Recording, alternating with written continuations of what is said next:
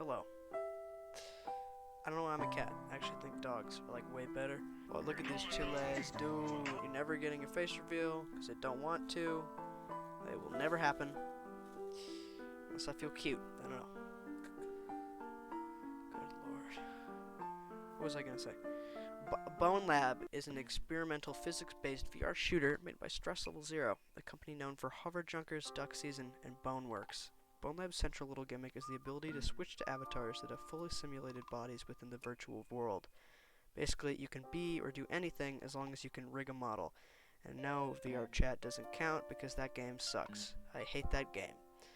Not like that kind of YouTuber hate where it's like, guys, we got up to some antics in VR chat, and things got pretty crazy. No, I mean like the game actually sucks. It feels like way too safe, I feel like. And not in its mechanics though, not its player base. Because I think we all know VR chat is not a safe place if you are below the age of 18. Bonelab is a sequel to the very controversial IP Boneworks, which was released in 2019. Most criticism is based on a lack of clear story and janky physics, a problem that continued to plague Bonelab. Despite all this, I really like this game. I would probably put it in my top 3 VR games and probably top 10 games, period. I'm an evil person who's generally unfun to be around, so I'm going to start with my gripes. The melee is pretty bad. Like, it's kind of terrible. Things feel way too heavy and slow as opposed to its big, strong brother game, Blade and Sorcery.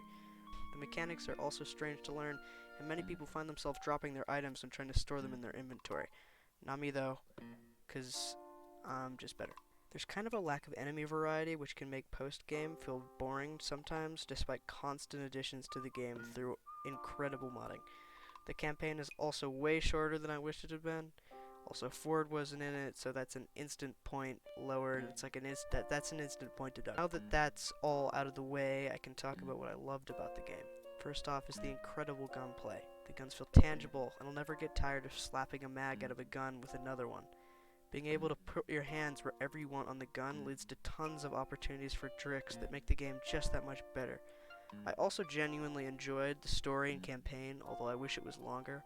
Walking through the last level of the game genuinely brought a tear to my eye, which I've hardly ever experienced playing a game. Michael Wickoff's incredible and diverse soundtrack is an amazing addition to a great game. When I loaded into Long Run and the track My Control started playing as I gunned down the Omni projectors, I felt like I was on an actual journey.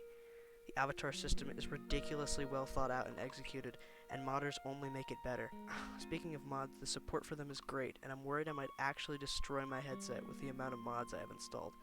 Exploration feels cool and almost eerie, further adding to the empty, simulated feeling of the game. The small cutscenes featuring Jimmy were a very nice touch, and the taxi scene at the end was a very nice wind down from a very intense last couple of levels. I continue to thoroughly enjoy this game 2 months after launch. As with most physics VR games, Bonelab has inevitably been compared to Blade and Sorcery, medieval fantasy contemporary, like I just did about 2 seconds ago. I have way more hours in Blade and Sorcery and definitely favor it over Bonelab, despite its lack of variety in game modes. But I think a lot of what Bonelab does, Blade and Sorcery personally just does so much better for me. I enjoy the ability to climb all over anything and everything, and the movement feels a lot smoother and better.